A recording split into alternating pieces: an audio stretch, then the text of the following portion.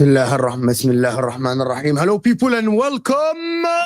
Footy Judgment. What is going on? What is going on with Man United and Arsenal and Liverpool? What is going on in the market? What is going on at Chelsea as well? They kick off tomorrow their Club World Cup. What is going on in the market? I think the market is going crazy at the current moment. Yesterday, Gyokeres prefers Arsenal. Today, I wake up and the news is Arsenal have posted their interest in Victor Gyokeres. That is absolutely crazy. Man United in Mbeumo. Mbeumo wants to join Spurs. Man United now are going for Semenyo or Eze to replace, to actually instead of Mbeumo. Spurs have actually wrapped up the Tells deal. Liverpool, Robertson wants to tear down his contract and he wants to leave on a free. That is crazy. And Liverpool are actually talking about Osimhen or whatever. What is going on? What is going on at the current market? Hit the like button if you're here. Let's get the likes up to 100. There is plenty of you here, people. There is plenty of you here. So like the video. Subscribe to the channel if you're new. I'm not sure if I am I'm actually not lagging. It's actually good. It's actually not bad. It's actually not bad. Hit that like button, people, if you're here. Subscribe to the channel if you're new here. There's a lot to talk about. People want to ask about Al Ahly. I actually stayed up to watch that garbage brand of football that both teams played. Al Ahly played well in the first half. And in the second half, Inter Miami played well as well. Messi and Suarez. But, bro, this tournament is just a friendly. If you watch that referee, you know that they don't want to ruin the tournament. It's just a friendly. But let me get through some of your comments, of course, to see what is going on first before we start. Where is the evidence that Liverpool are going for Osimhen? Just some bad sources. I'm not a reporter. I actually talk about the news that I see in front of me, that Liverpool are in pursuit of Victor Osimhen. That is what is going on. Dan here is saying, until I see Arsenal agree a deal, I don't believe in any of these reports that Gyokeres is coming to Arsenal or he's not coming to Arsenal. I think we'll talk about that as well. Jackie is saying, would not surprise me if Chelsea come in lately. They have asked Sporting to keep them notified. Yeah, that is another one, of course. And Footy Judge Mo here is saying, hit the like button. So let's get the likes up. I want to ask you something. Guys, hit that like button. Am I lagging though? Am I lagging? Did you see me lagging in front of you, or I am crisp and it's all good? So let me know in the comment section. Nobody knows what Berta will choose. Yeah, nobody knows. Assalamu alaikum, alaikum salam. I hate being an Arsenal fan. Why, my friend? Why do you hate being an Arsenal fan? It's not bad. It is not bad being an Arsenal fan. I know a lot of people are asking for the market to be quick, but let's actually recap the news and let's actually see what happened in the news. And I want to start by a couple of news, of course. Let's start by the story and let's actually see the story and what happened at Arsenal. What you guys think? The first one is yesterday. It is reported that Victor Gyokeres' priority is to join Arsenal. I actually think that news hit me very strong because the reason why I'm saying that is, and guys, before we go on, hit the like button. Let's get the likes up to 100. There is 200 people in the house, so hit the like button. Subscribe to the channel, of course, if you are new. Thank you so much for 34,000 subscribers. I don't know why the internet is a little bit behind, but yeah, it doesn't matter. To be honest with you, it doesn't matter. This news hit me like, why is Victor Gyokeres publicly saying that if he knows that Arsenal don't actually have him as the #1 target? Like, it is actually, if you look at this news yesterday and what came out, I want to hear what you guys think as well. How is Victor Gyokeres saying that Arsenal as preferred destination if Arsenal are not even putting him as a #1 target? We are being confused as football fans all over the world about what are Arsenal targets. Are they targeting Victor Gyokeres or are they targeting Sesko? There are news that they are not happy with RB Leipzig valuation. There are news today that they are not happy with Victor Gyokeres. What are the options here and why are Arsenal targeting 2 strikers? Can they sign 2 strikers actually? Are they pressing a club over another club? Are Arsenal trying to use one as leverage to actually lower the price of the other, right? I'm not sure like what is going on. And actually, as Mr. here is saying, you don't know that, Mo. I don't know that. And I never claimed that I know that Victor Gyokeres is #1 target for Arsenal. It is actually ridiculous if you think about it. He is actually trying to get Berta as James. Big up James for the first super chat. I haven't done a live stream for a bit. I've done videos.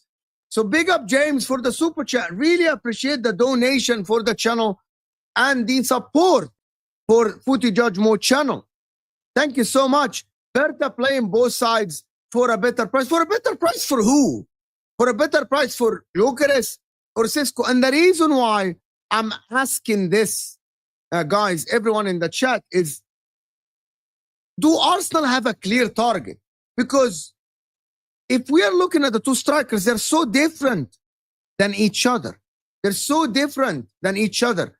And Arsenal, I know they're using one to leverage or for leverage for the other. But in the same time, if you are targeting Sesko and you think Sesko suits your system more than Gyokeres, or if you think Gyokeres suits you more than Sesko, shouldn't it be focused on one? At least, what if another club comes in and swoop in? You know what I mean? What if another club comes in and swoop in and actually make the deal? Unless there is something that we don't know about. Unless Arsenal are actually looking to sign both. And the reason why I'm saying this, because we know that Arsenal they said they have the money for Sesko, for Isak. And Isak is 100+ million. If they get a bargain for 55, 59 million pounds for Gyokeres, and they get a 60 million pound for Sesko, isn't that 2 for the price of 1? For 120 million pounds, you can sign the 2 strikers and you can prevent anyone in the market from signing either of them. Is that something that I see Arsenal doing? I'm not sure. I don't think so. But the way Arsenal are negotiating and bidding and putting bids on the table is actually crazy. Like, if, as my man here is saying, why would he come out and say that if Arsenal didn't say they want him? Now today they say they froze negotiations, which is The other thing that it's coming out today that that it is said that Arsenal have frozen their pursuit of Victor Gyokeres. They have had enough and feel sporting 67 million pounds is too high. This is kind of ridiculous. You know what I mean? This is kind of ridiculous, to be honest with you. If you're looking at this and you're looking at this deal, how are you yesterday? How is the player publicly saying that he wants Arsenal, that his priority is to join Arsenal? Why the fuck is the internet lagging, bro? Why is the internet lagging a little bit? It's actually crazy why the internet is lagging. Fuck this. If they are yesterday saying that that they want him like 2 days ago, and they actually place a bid and they try to they try to actually sign him. I think that the bid was like 49 million pounds. And he comes out and says that I want Arsenal and Arsenal are my first priority and all this stuff. It is ridiculous that Arsenal are now freezing the negotiations because of that little money that is being offered. That little money that is being the difference between Arsenal valuation and Sporting Lisbon. Unless he knows that Arsenal want him, unless I'm being so serious here, unless he had talks with Arsenal and he knows that Arsenal want him at their club, there is no reason for him to come out and say that I want Arsenal, unless something that we don't know about and Arsenal cookies up, because both strikers want Arsenal, but you don't shut the door in the face of Man United unless you know that Arsenal will take you, the Arsenal want you, the Arsenal have you as one of their targets. And that is what Berta is doing. Berta is doing some magic. Berta is doing something that I don't understand, to be honest with you. Berta is doing something that I don't understand. You know what I mean? Like, why is Berta like negotiating for both? You know what I mean? That is actually crazy if you talk about it. If you look at this, no one knows. It's actually, and people that are saying that Arsenal are a joke, how are Arsenal are a joke? Arsenal are really negotiating the price down for both strikers. There are reports that are saying that Mikel Arteta still think that Benjamin Sesko is more suited to him, right? And I'm like, if you are saying this and you are actually saying that Sesko is your preferred striker, Victor Gyokeres coming out and saying that he prefers Arsenal, I think Arsenal should fucking sign both. And the reason why I say that Arsenal should sign both, but why? What if Arsenal don't end up with a left winger of their liking? What if Rodrigo, after the Club World Cup, says that I'm staying at Real Madrid? Maybe Arsenal should sign two strikers. Why not? If you had the money for Isak, and if you wanted Isak as your main target, you know that Isak will cost over 120 million pounds. You know what I mean? So maybe you sign the two strikers for the price of one striker, which is Alexander Isak. And other clubs like Liverpool and other clubs like Chelsea cannot actually go for one of them now if you sign both. I know that a lot of people are saying that Sesko, but hear me out here, because this is a theory that I'm building in my head, and I want to hear what you guys think in the chat as well. Right? Is Arsenal, if Sesko's coming to Arsenal, is he guaranteed to be the starter? Is Sesko guaranteed to be the starting striker for Arsenal? Or is it going to be Havertz and Sesko have to prove himself? So maybe Arsenal will sign both. I know that Isak is not going anywhere. Maybe Isak is not going. I never said that Isak is going somewhere. I said that Arsenal wanted Isak, so that means they have the money. You know what I mean? Big up Tyler. Big up Tyler. We'll talk about Liverpool in a bit. Hit the like button. Subscribe to the channel. If you are new, of course. There is only 71 likes and we have almost 400 people here. So hit the like button. Subscribe to the channel. Guys, we need to get to 200 likes at least. So hit the like button underneath your live chat. Let's get the likes up to 200. That is unacceptable.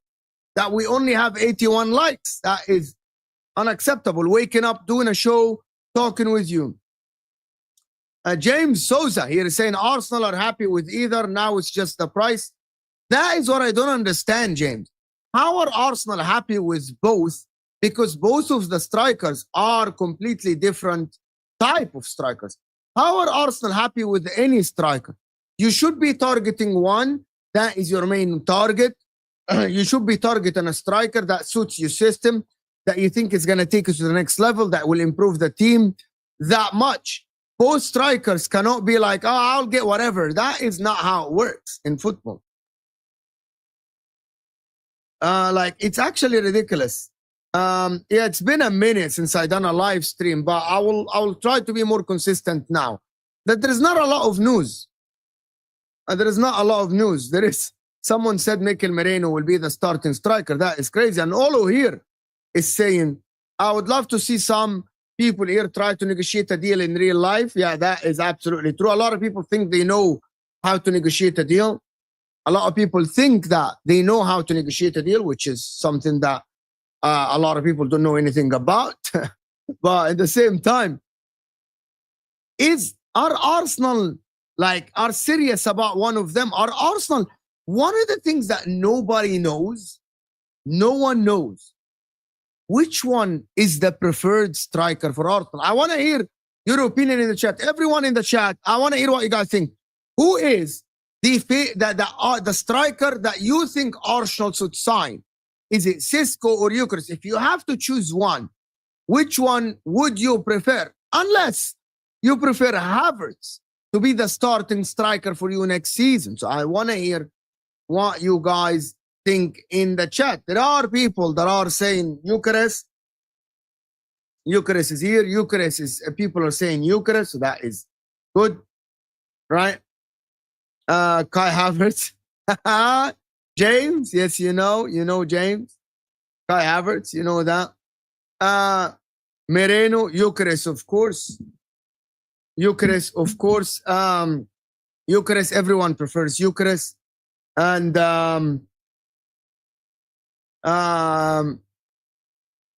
listen, yeah, I mean, he's not joining Inter. So some people are saying, I guess that's how Berta moves. I'll take either, just get one of them done. Yeah, I know some Arsenal fans are saying this. Maybe there's no preference. Maybe Arteta loves the profile of Sesko, but sees the benefit of Gyokeres' goal scoring ability. That's actually a very, very, very fair comment. Maybe that is what is going on. But if you're trying to win the league and you think that your team is actually need one striker, Ashraf here is saying Gyokeres or Osimhen. No one else that is available is better than them. That is, of course, that is Ashraf Talks Football, the man that comes on the channel so often. Of course, big up Ashraf for being here. Thank you, Habibi, so much. Appreciate you. But if we look at this and we look at the saga, now the Arsenal are fucking frozen their pursuit of Victor Gyokeres. I think that is absolutely crazy that happened. Arsenal next season should not be in doubt when it comes to the striker position. I think, yes, I think Arsenal should have competition for the striker. There is Kai Havertz, but no one here believes that Kai Havertz is actually a striker. I actually genuinely, wallahi genuinely, and I'm not even laughing, and I'm not even playing with you, I think Arsenal should sign both. Because at the current moment, Gabriel Jesus is injured. Kai Havertz is not a number 9. Arsenal should have 2 number 9s on their books. And I think if they can negotiate the deals down, I think they should sign both. Not one. They should compete with each other and maybe even change the formation to play 2 striker formation. Someone said Arsenal are getting Oli Watkins. You're here for the banter. You're not here to be serious. That is not why I'm doing the show. Basically, Havertz is an attacking midfielder. That is actually, I think that is the case. Or maybe as a second striker. Right? Maybe that is the case. People say they won't. I doubt it. Why not? If Arsenal placed a bid for Victor Gyokeres and they are negotiating the price for Sesko, maybe they do both. But to be honest with you, I actually think that Arsenal should try to negotiate the price down. You don't have to pay the 67 million pounds that Sporting Lisbon is asking for, but at least, Arsenal should at least place a bid of 59 million or something like this. And I genuinely think that Arsenal should sign both. They should try to change the formation. So people say Gyokeres. The problem is a lot of people don't think that Gyokeres will be a bagsman for Arsenal. A lot of people don't think that Gyokeres will actually score abundance of goals, that the Portuguese curse is going to follow him to the Premier League and he won't be able to score that many goals. What are people talking about here in the chat? There is a beef in the chat. Guys, really, 200 likes is minimum. I'm not going to stop the show every bit to say, hit the like button. Come on now. There's over 400 people here. Let's get the likes up to at least 200. That is unacceptable. That is not acceptable. 200 likes at least. Hit the like button. Subscribe to the channel if you're new.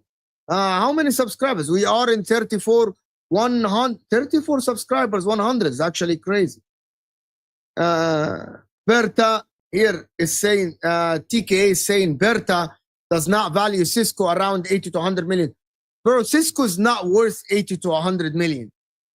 If Arsenal get Sesko, it will be in the region of 60 million pounds maximum. 80 to 100 million euros. That is crazy, actually. If they say that, if that deal happens like this, I think that is absolutely crazy. You know what I mean? Like, Muhammad Yamin here is saying, how many people have actually watched Gyokeres? His overall play is so average. So, Muhammad, do you think that Sesko is a better player in terms of passes, shooting, and all this stuff? While I didn't watch both religiously, like I don't open up my TV and watch Gyokeres and watch Sesko every week or every even month or something. But in the same time, you want to look at this and you think that, in my opinion, both players are not proven in the Prem, but Victor Gyokeres have actually scored a lot of money. Yeah, let's see. Someone said that there is other news about Sesko, and there are news about, here you go, AC Milan, Xhaka. Oh my God. There are news about Arsenal. Oh my God. Arsenal are set to actually submit another bid for Benjamin Sesko, for actually Victor Gyokeres, with Atletico Madrid also interested in the striker. Gyokeres has already rolled out a move to Man United. That is actually crazy if you think about it. Hit the like button, people, and let me know in the chat. And big up everyone that joined us from the Football Terrace. Big up Terry, KJ, and all the family of the Football Terrace. Hit the like button. Subscribe to the channel if you're new, guys. It's 800 people in the house. Let's get the likes up. Mr. Arsenal podcast here is Ryan is saying that Victor Gyokeres is gonna join Arsenal. Don't worry about it. It's actually crazy if actually Arsenal sign Gyokeres and then turn their attention to Sesko as well. But listen, all I have to say is that I'm gonna tell you one thing that I believe, right? I'm gonna tell you one thing, but I believe. Support the channel, guys. Hit the like button and support the channel.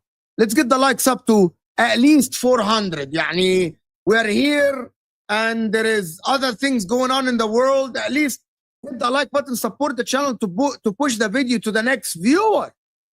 Push the video to the next viewer. Let's go. You know what I mean? Let's go. All I have to say is, if the valuation between Arsenal, and I said that plenty of times, Arsenal have placed a bid of 49 million pounds. Sporting rejected that right away.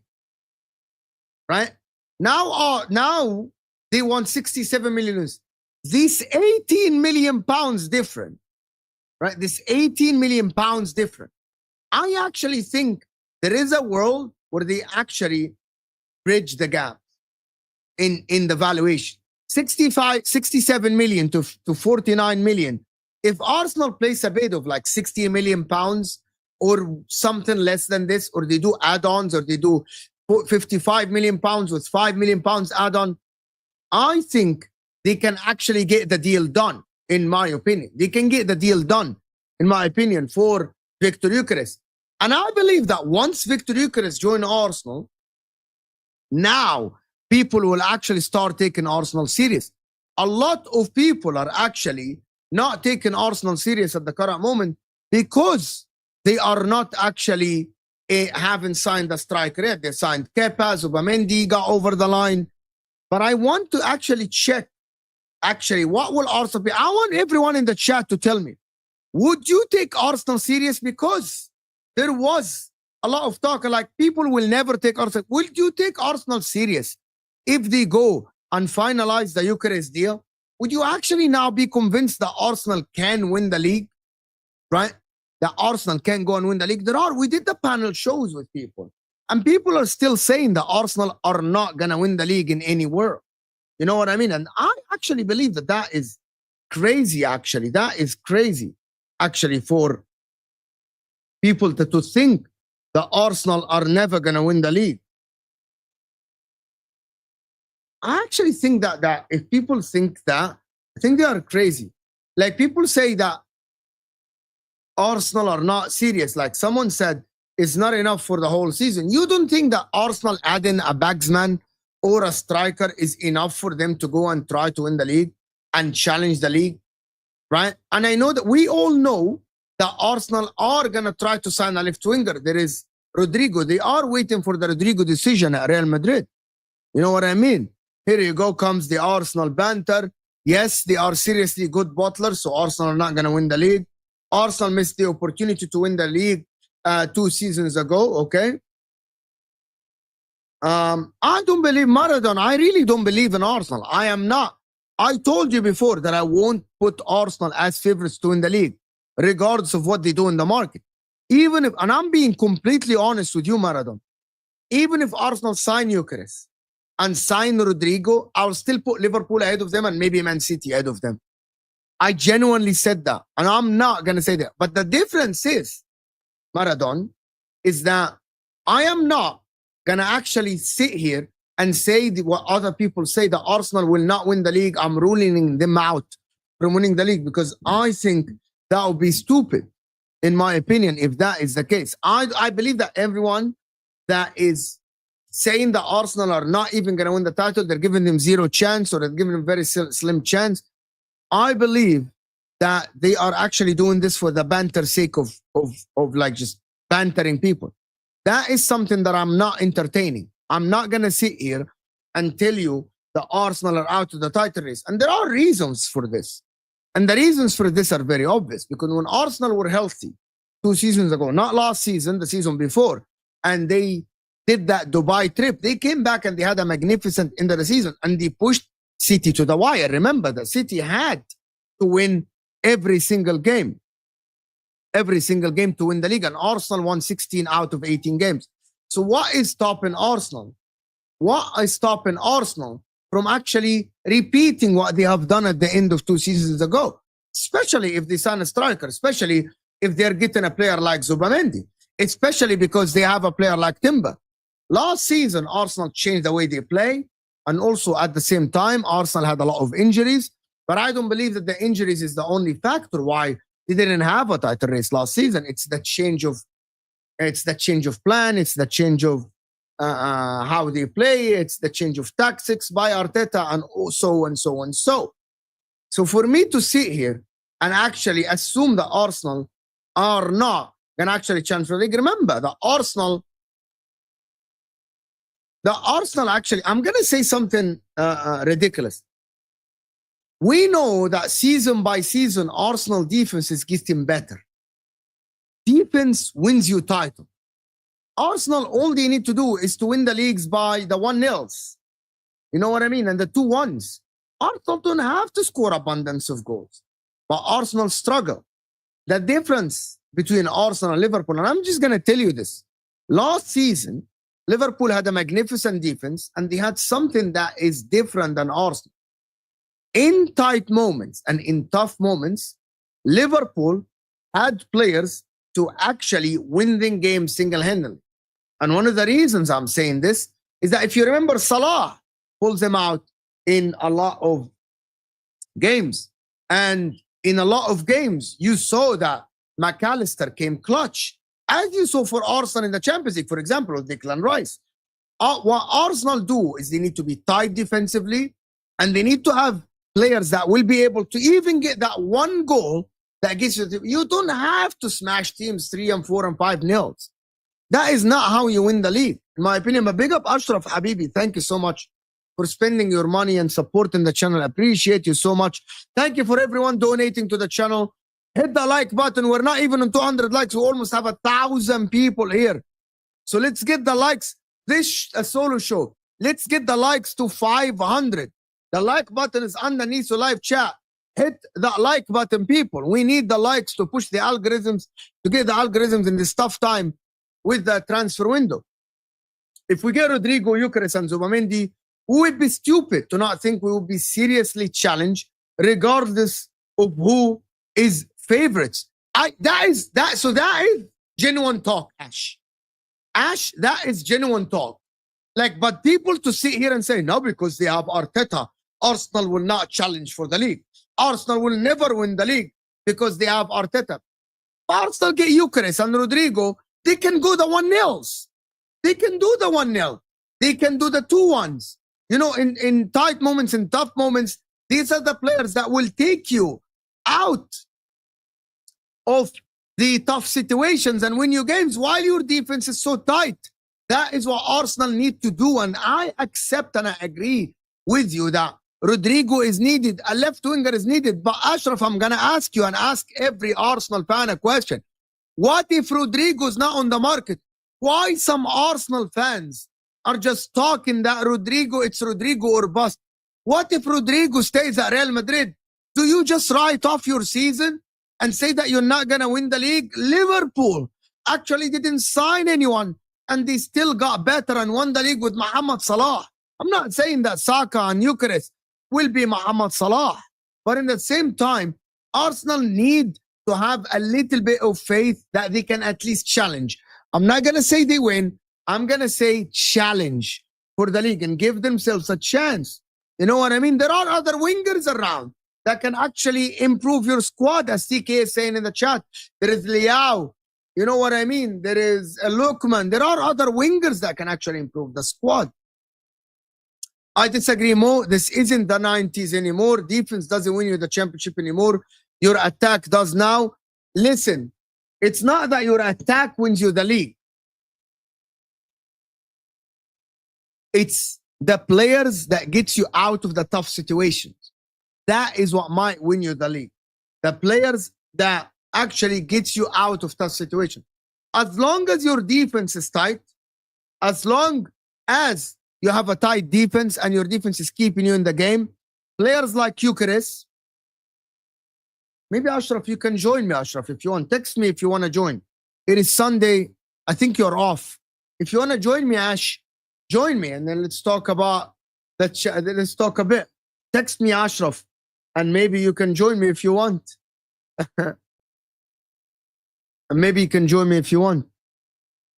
Like, listen, I get attack wins you games. It is true. Attacks wins you titles. But in the same time, if you have players that can actually score 1 goal or 2 goals, that is not bad. Like, that is not bad. You know what I mean? That is something that you can win the 1-0. And all what matters is the 3 points. You know what I mean? Like, exactly that is the talk. So what is the most recent report from record? We froze negotiations, or are we expecting to bid? It's both, to be honest with you. I think you are both. Like, nobody knows what is going on with Arsenal and Gyokeres at the current moment. No one knows. And I'm going to ask you guys a question. If Liverpool don't sign a striker, if Liverpool, big up Ashraf, okay, no problem, Ashraf, it's fine. If Liverpool don't sign a striker, Man City have Haaland and he's fit. They signed Cherki. They signed Reinders. Right? Will Salah actually be able to replicate last season, or are they relying on Wirtz to actually come in from the Bundesliga, and actually, even if Salah drops in from 47 GA to 25 GA, Wirtz are going to get the extra 20 GA for them, right? Wirtz are going to be doing the extra GA. What if Odegaard goes back to his best? What if Saka stays fit the whole season and they sign Gyokeres? You don't think? Bro, I just want to sign a striker, a forward, Arsenal. I don't even care for the comparisons. If Arsenal can just stay, I actually think that is not bad. Like one of the things that people assume that Foden might go back to his best, that Šeško and Wirtz will translate what they did in Ligue 1 and the Bundesliga and the Champions League, but no one put it. I'm not saying that Odegaard will go back to his best, but I'm saying what if Odegaard goes back to his best self that he had 2 seasons ago? For 2 seasons, he was very, very good for Arsenal. What if that happened? However, I think in the current market, if you look at Liverpool and how, and I want to shift now to be general talk about the transfer market, because there is the talk. Yeah, Habibi Ashraf, wallahi, guys, wallahi, guys, look at Ashraf. Look at Ashraf getting involved in the conversation with super chats. Wallahi, Habibi, I want to thank you so much and I appreciate you. Someone who comes on the panel sending me super chats. Thank you, Ashraf, so much. I'm humbled, Habibi. Wallahi, I'm humbled by your support. I'm so humbled by your support. If you look at the last 5 seasons, the best attack won the league always. Teams with the best or great defense failed when the attack wasn't best. And that is what I'm not saying that your attack score like 80 goals or like 50 goals or something. I'm saying your attack will score goals. You still, even in one of your bad seasons, last season, you still scored about 69 goals. With Saka being injured and Odegaard being injured and Havertz being injured and Mikel Merino play up top. What I'm saying is, if you sign a striker and that striker gets you an extra 20 goals, now you're moving to an 89 goals or a 90 goals. That would be enough until you act like that will be enough as long as your defense is so tight. That is my point, Ashraf. I'm not saying that you're attack. If you don't sign a striker, I believe that Arsenal are not going to win the league. I'm going to give you probably 1% chance of winning the league. But if you go and sign Gyokeres, who might back 20 to 25 goals, adding to the assist of Saka, and you sign a left winger, whoever the left winger is, I believe you have a chance of winning the league. You know what I mean? Now, the talk is, what if Arsenal sign Gyokeres and don't sign a striker? But Liverpool, after wrapping up the deal for Wirtz, and after renewing Salah's contract, get him Frimpong, they're almost getting Gyokeres. What if Liverpool sign a striker? I am not saying that Liverpool will sign Osimhen. But what if Liverpool sell Darwin Núñez? Number one, if Liverpool sell Darwin Núñez and they go for a massive bid for Isak, I think the league is done and I think Liverpool will win the league, right? Let me just establish this. If Liverpool fork the money, and I know that Newcastle fans will say that Isak is not going anywhere, it is not happening, and nothing is going to happen, and Isak is staying at Newcastle. That is fair, right? But what if Isak wants to play for Liverpool, and Liverpool bring the money from Núñez, and they actually add 60, 70 million to Núñez, and they offer Newcastle 120, 130 million? I think that the league is wrapped for them. I think Liverpool have won the league already. Congratulations, Liverpool, champions of 25-26. Right? But what if Liverpool don't get Isak and get Osimhen? By that logic, I genuinely think that now Arsenal, Liverpool are actually moving to be favorites regardless of what all the other clubs do. Regardless of all the other clubs. Doesn't mean that Arsenal should give up, or City, of course, they have Pep Guardiola. You should never rule out Pep Guardiola of winning the league. You should never rule out Pep Guardiola of winning the league. But if Liverpool fucking get Osimhen, I want to hear your thoughts, guys, in the chat. I want to look at, I'm staring in your soul. I'm staring at your soul, inside your soul. And I want to ask you something for real. If Liverpool get Osimhen, and they have Wirtz, and they have Mohamed Salah and McAllister, how do you see this league panning out? Do you think anyone has a chance? Do you think anyone has a chance of winning the league? Do you think that? Like signing a striker like Osimhen, having Wirtz behind him, with Gravenberch and McAllister as double pivot, Salah on the right, and it doesn't matter if Gakpo or Diaz on the left side, having Van Dijk, Konate, Frimpong, and Gyokeres, with Alisson at the back. Do you think that anyone will win the league? People are saying that City will win the league. How are you convincing yourself, JJ, that City will win the league anyway? Right? How? Are City favorites for you? Someone said here, look at this. If Arsenal get Gyokeres and Rodrigo, you think Liverpool have a chance? If Arsenal get Gyokeres and Rodrigo, and Liverpool get Osimhen and they have Wirtz and they have Salah, Liverpool are still favorites, my friend. Liverpool are still favorites. German chicken wing, you're so shameless.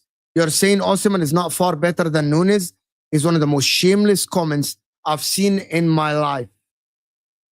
That's one of the most shameless comments I've seen in my life. Because that is absolutely ridiculous, to be honest. Guys, 1,000 people in the house. We need the likes to 500 live. 500 likes, guys. Hit that like button. Right? Hit that like button. Come on now. We cannot be 1,000 people here and we don't have the likes.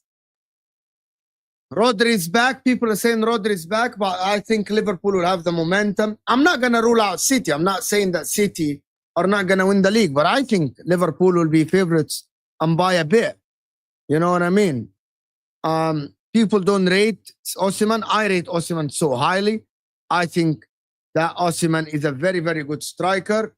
I think Osimhen, if he comes to the Premier League with Wirtz and Salah, Osimhen will back 25 goals at least. At least. Right? Remember, Napoli might need a striker. So Liverpool might offer a swap deal between Nunes and Victor Osimhen. And that is something. That I think Osimhen to Liverpool will break the market for one reason. Because I think that is added to the Wirtz deal. I think that is crazy. Like I actually think that is crazy, actually. What is going on with the people in the chat? Announce Isak, Alvarez, Ekitike, or Osimhen. If Liverpool do, I don't think Ekitike is him. I think Osimhen, Isak, Alvarez, Gyokeres are better than Ekitike. Ekitike is good. I'm not sure. I don't watch Ekitike a lot, but Khaldoon won't be stopped. His interview says it all. Yeah, he won't be stopped. And what do you mean by that? What does that even mean? You know what I mean? You know what I mean? What does that mean? Like, he won't be stopped. Like, the league is not in your hand. You know what I mean? People are actually thinking that City will win it. Nobody has any trust in Liverpool. Look at this. Someone's saying that I actually think City win it, to be fair, and I don't see Poor retaining the title either, but Arsenal can do something. Why are people ruling out Liverpool from winning the title? Why are people saying that? That Liverpool, why are people, a lot of people actually don't believe that that Liverpool can win the title. I think that is actually crazy. Why? Why are people saying, how are City favorites? How? Is that because of Pep Guardiola? How are City? Did you have even a better team than Liverpool? City? Defense, Liverpool edges it. Goalkeeper, Liverpool edges it. Wingers, Liverpool edges it. Haaland, yes. Midfield, yes, they have Rodri. But Liverpool have Wirtz, they have Gravenberch, they have McAllister. These three midfielders are good enough to actually to rank them probably equal to City. Yes, Rodri is back. You know what I mean? But come on, are you guys serious that nobody thinks that Liverpool can win the league? I think you all are fucking crazy. I think you all are fucking crazy, actually. That's, by the way, Shane, that is why I think that Liverpool will sign a big forward, actually. Like, you can't just talk, like, you can't just sit here and say that Liverpool are not going to see. You fucking think that Man City's defense is better than Liverpool's defense? They have Van Dijk. You mad? Are you crazy? Are you out of your mind? Give your head a wobble. Give your head a wobble. You think Man City's defense is better than Liverpool's defense? Alisson by himself.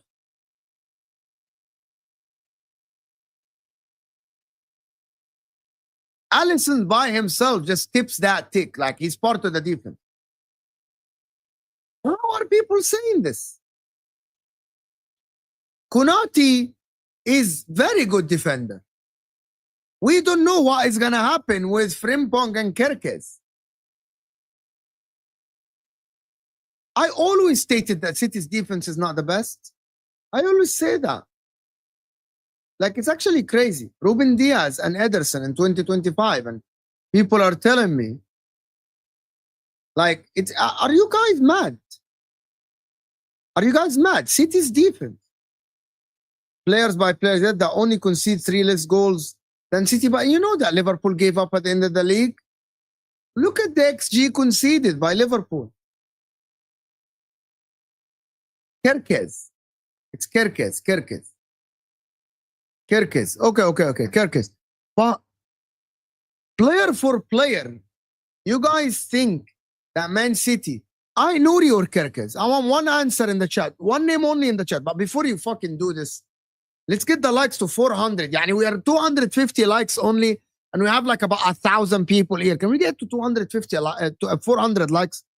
The like button, if you have been living under the rock and you don't know where the like button is, it looks like thumbs up, and it's not your approval for the show. It just helps the algorithms push the show for the next. So so Zubair, I'm glazing. Am I glazing Arsenal or am I glazing Liverpool? Or am I a proper Chelsea? Like, which one of them? Because people say I'm Chelsea fan. People say I'm an Arsenal fan. People say I am a Chelsea fan. So which one? Like, make up your mind about which club I support. Because we cannot sit here and say that Judge Mo supports Arsenal, then Judge Mo support Liverpool, then Judge Mo support City. How? So Farid, how is that when I said that the treble City, that second half of the season City, and German chicken wing here in the chat, I am on record, said that I think that the most effective team I've seen in my life is the treble winning City team that played in the second half of that season. So how am I not fair? And how am I not fair if I said that Marmoush is very good? And how is that? And I said that Reinders is a very good player and he actually complements Rodri a lot. But I gotta be honest, Ruben Diaz, Akanji, Gvardiol is top class, not top-notch player. Like in my opinion, Gvardiol can be a world-class defender. The way he plays in a back four, by the way, I think that Gvardiol is a massive and an amazing left center back, better than him being a left back. How am I saying that I'm not, like, you think that I'm not actually talking honest? Gvardiol, some people say Gvardiol is overrated. Gvardiol is fucking amazing, broski. No, I don't think Ruben Diaz has ever been a world-class defender. I don't think that Ruben Diaz has ever been a world-class defender. Ruben Diaz is a good defender, but he's not world-class. Ruben Diaz is not Saliba. He's not Gabriel. Ruben Diaz is not Van Dijk. I disagree with you. I completely. Gvardiol is amazing. Ruben Diaz, not really, not my favorite player. But listen, Mo is a Spurs fan. Yes. Come on, you Spurs. I'm a Spurs fan, of course.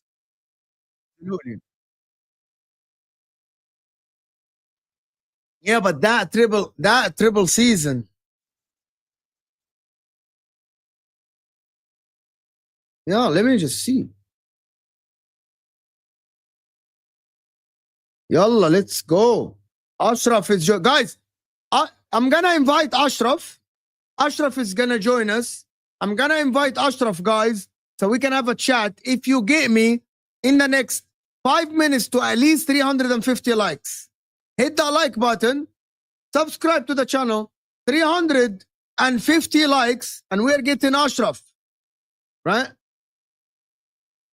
Let's go. 350 likes. Like the video underneath your live chat, and let's get the likes up a little bit so we can have Ashraf to talk to. Let's go. A like button. Let's see what German Chicken Wing is saying. I love German Chicken Wing. Always, one of the things about this guy, I don't know how old he is that when he sends super chats, he always gets involved in the conversation. Like he always says something that I can discuss for the next like 5 minutes. And I love these kind of super chats. I love someone who sends a super chat. Of course, I love the support. I love the donation. They're good. They make money for me. This is my full-time job. And thank you for the support. But when someone sends a super chat and use the money to actually spark a conversation, I love it. I love it. Liverpool have never had a better defense than City for a very long, apart from last season. A very bad City concede 3 more goals. That says a lot. But in my opinion, when I'm watching City, the difference between City's defense and the number of goals conceded versus the number of goals conceded by Liverpool is that Man City actually get the ball very, very early. Like Liverpool, they get the ball very, very early. And that is different. Like Man City don't allow oppositions to actually attack on them. You know what I mean? Like that is so different, to be honest, than how Liverpool actually attack. Listen, we're getting Ashraf here. And let's actually switch this to Ashraf. And I hope that we don't only talk about Arsenal. Hey. Yeah, big up. Thank you for joining. Hey, big up, bro. Thank you for having me. We're talking. Can you hear me well? I'm trying a different mic today. Can you hear me well? Yeah, the mic is shit in comparison with the other mic. Okay, let me get the other mic. Are you trying the mic on the? Never ever use the mic on the headsets ever. Really? Yeah. Yeah. Never ever. I'll put the Shure mic. It's all good. And you have a Shure mic, and you're trying a different mic. And how is this man is having the most expensive mic out there? Farid, what is your question, Farid? Come on, Mo, please. What makes you say that Saliba's world class but not Ruben? Give me the reason. I'm gonna let Ashraf. I never like Saliba is amazing, but yeah, go ahead. But I think that Saliba as a defender individually is better than Ruben Diaz. I think Saliba as a defender can defend one-on-ones better than Diaz. He doesn't need like a good partner next to him. As an individual, he's very good. I never said he's world class. World class is Van Dijk, but I think he's better. Are you guys serious that people think that Diaz is as good as William Saliba? Really? Do people think that Diaz is as good as William Saliba? No, not true. Like, is William Saliba? People are gonna sit here and tell me. Maybe I said that Saliba is world class. Saliba is a very good defender. I said Van Dijk is world class. Saliba is an amazing defender. Everyone would want a Saliba. Is this better, Mo? Yeah, much better. Now? Much better. Good. Yeah, big up. Thanks for having me. Come on, Mo, please make. Oh, Saliba is definitely better than Ruben. I rate Ruben Diaz. I think he's a very good defender. I don't think he's done yet. I still think he has time, but Saliba is world class. So was Ruben Diaz before. Saliba's a level ahead. And Mo, sorry, I'm coming in like aggressive. Now, can we talk about Liverpool? I don't want to only talk about Arsenal. I was actually talking about the news about Liverpool getting Osimhen. I'm not sure if you were listening or driving home or something. The signal got cut off at the time because I was down, but I did hear. I don't think they will get him though. Not with the wages that Osimhen is asking for. So someone said yesterday, Osimhen wants 12 million euros, right? They're literally paying Wirtz 200k a week. And that is equivalent to 10 million pounds. You know that? So Osimhen's wages is not a problem for them. Okay, logically speaking, if they are able to pay Wirtz 200k a week, right? That means they can pay Osimhen 200k a week and 250k a week. Yeah, but that's Wirtz. That's Wirtz, though. That's the biggest transfer of the summer. That's one of the best players in his position in the world. You don't think Osimhen adds a lot to Liverpool? You don't think Osimhen deserves 200k a week? Look, I think 200k is fine, but I don't think Osimhen was even asking for 200k. I thought he's asking for 300, 400k plus. And that's in Oh. Europe, like not even in Saudi, like in Europe. So I don't know. Maybe if that's someone's saying he wants 12 after tax, which means he wants I don't know the 24 tax in England. pre-tax. I don't know the tax in England. It's 40 to 50%. For footballers, it's around 50% almost. It's Wow. double. So You pay yeah, it's 50%. 50%. So if he wants 24, assuming that's correct, then 24 divided by 52, that bro, he's 400. asking for like 460 a week, bro. Which But by the way aligns with what being reported. remember. At the end, yes, Osimhen wants the money, but at the end, Osimhen has to play football. Napoli are not paying him that money. Saudi Arabia, he doesn't want to play in Saudi Arabia. You know what I mean?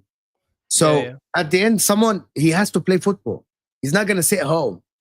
Napoli don't want to take him back. So at the end, he will have to budge or he will go to Galatasaray. How much is Galatasaray going to pay him?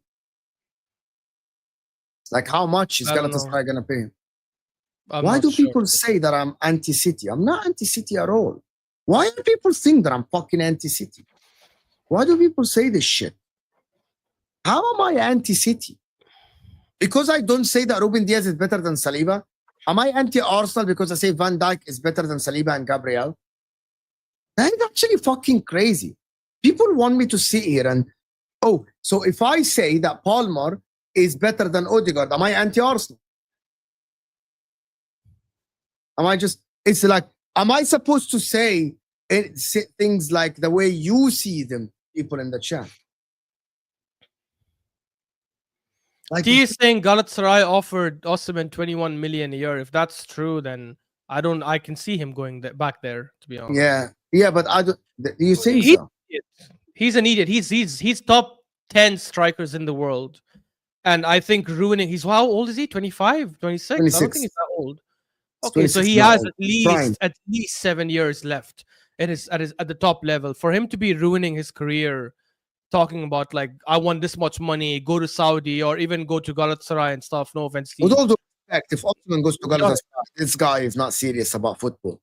He's not. Yeah, he just wants to make the bread, which is funny because he could have made the bread even in these big clubs. Maybe not that much money, but he would have made good money, to be honest. And also, I don't think I understand that the sponsorship deals, the media, the image rights, it's much more in an Arsenal or Liverpool or Man City or Man United even.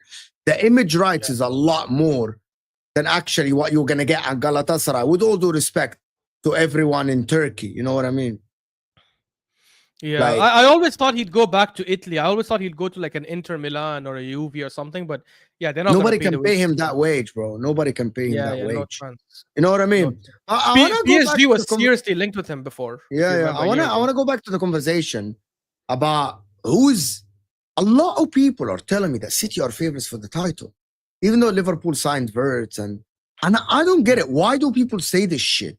Can someone in the chat really tell me why do you guys think that City are just favorites for the title? It doesn't make any sense. It does a little bit, actually. Look, I have Liverpool, but again, I was watching your show yesterday. I didn't make a show yesterday. Olu, or when was it? A couple of days ago with that Matthias guy and Olu and all these people. Yeah. Lots of garbage and waffle, but it is what it is.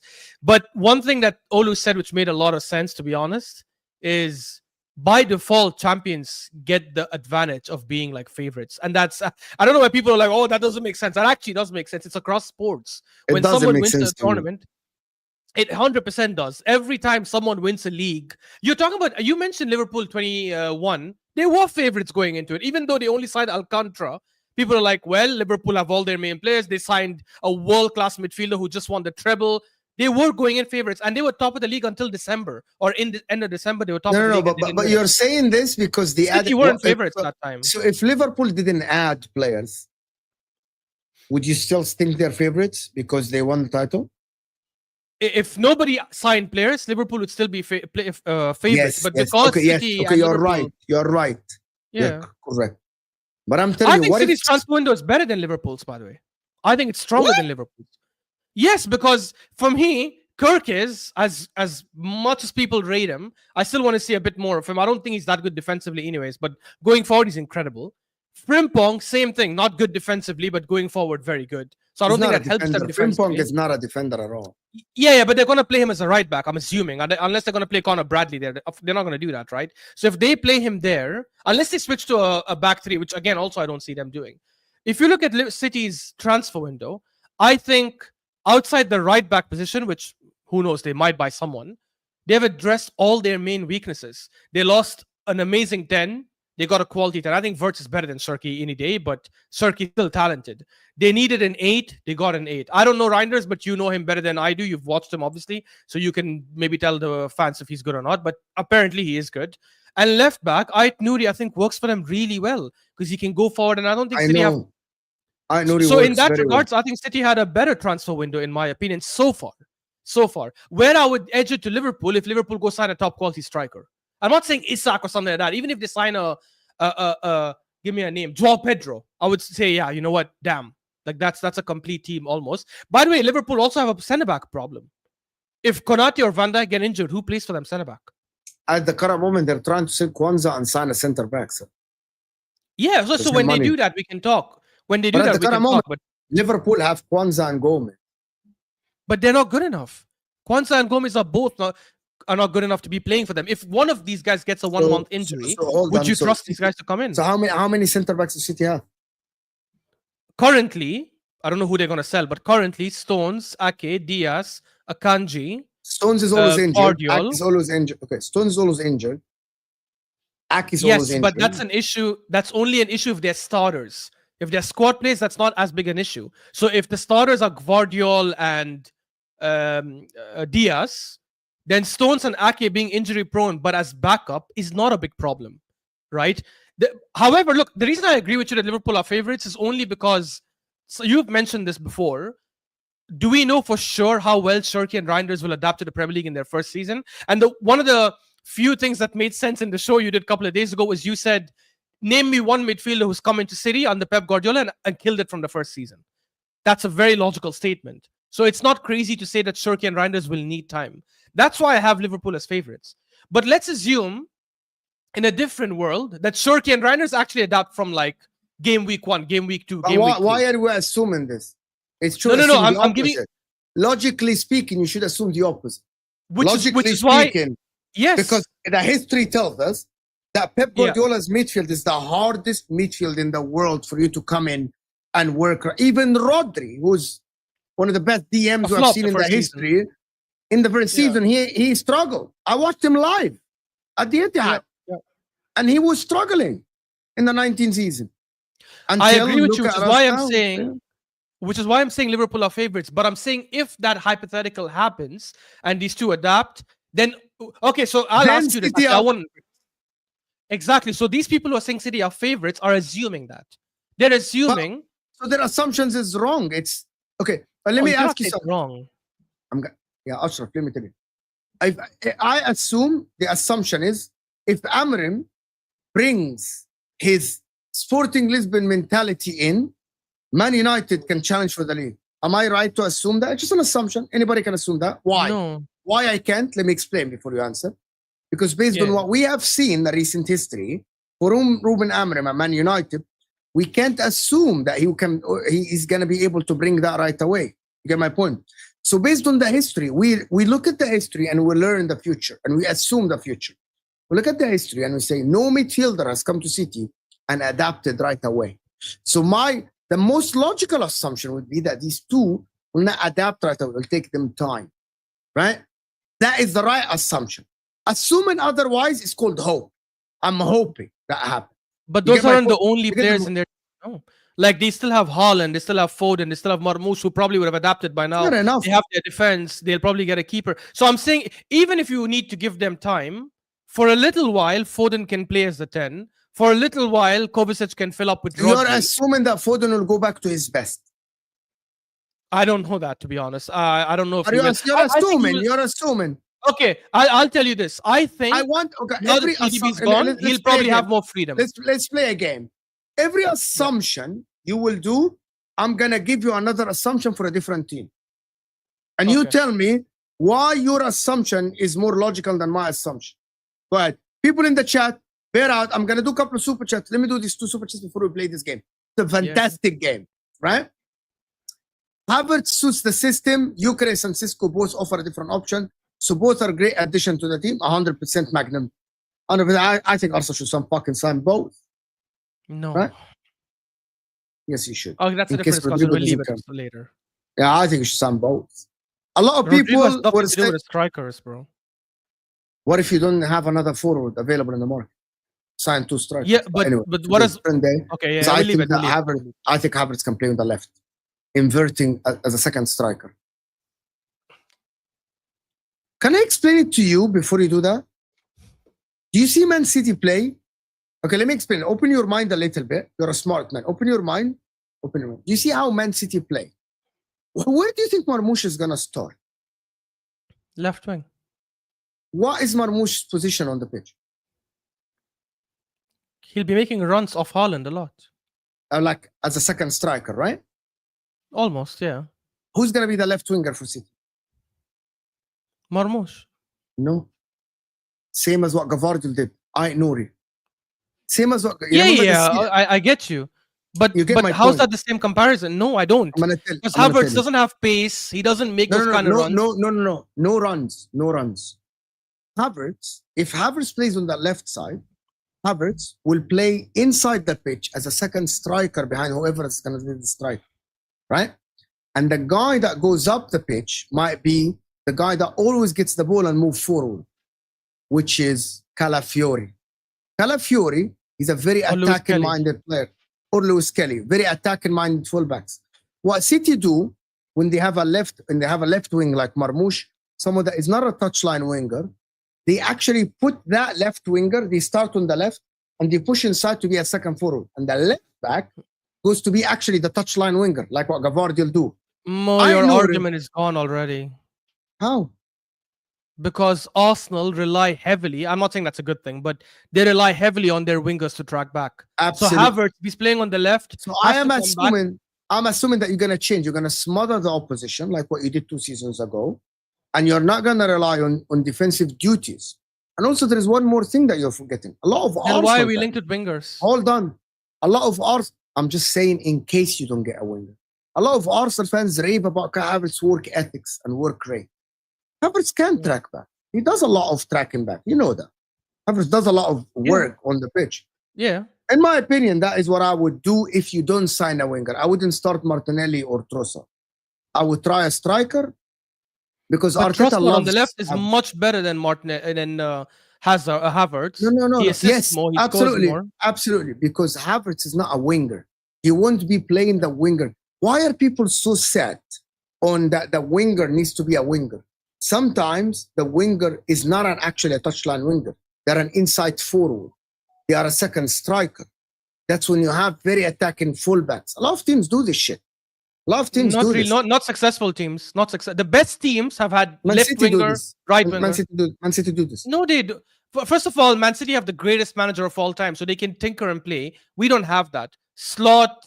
I'm just giving you options. Zidane, Ancelotti, and Luis Enrique. They don't do any of that. I am giving you options in case you don't sign a left winger. Because what if Rodrigo's not available? You're gonna go sign Semenyo. What if Leao doesn't go? Wait, are you asking me what I will do or what Arteta's going to do? That's very different. What Arteta's going to do? He's going to play Trossard or Martinelli there. That's it. But he's doing. By the way, if you're saying he should drop them now, why didn't he drop them last season or the season before when they were both syncing it up? That nothing will change his mind. If he gets Gyokeres or Sesko, whoever he thinks is the right striker, he already thinks that is a difference maker. Bookmark this stream, June 15th. 2025. Bookmark, guys, everyone, bookmark this stream, okay? Remember this. If Arteta fails to get a left winger and he gets a striker that is starting, so he's not going to start Havertz as the striker, and I want you to bookmark this and clip it. Arsenal get a Sesko or a Gyokeres and he's their starting striker, so he doesn't rely on Havertz as a striker. Havertz is not going to be dropped to the bench and he's going to find a place for him to actually start, and that place will be on the left winger. Don't argue. Bookmark this, and I'm going to leave you for 1 minute. No, guys. My mom wants. Okay, go ahead. Go ahead. Guys, when Mo comes back, he needs to remake that statement and say Havertz will start on the left only. Because I never once said Arteta won't find a place for him in the team. He will. Unfortunately, he'll play him as an 8. Because Arteta still thinks as an 8. You remember when Moreno, because Moreno obviously was scoring a lot of goals and stuff. He wants Havertz to be the advanced Moreno. He wants Havertz to play as an 8 who gets in, scores, does the midfield work, blah blah blah. So if you're telling me, ask me now.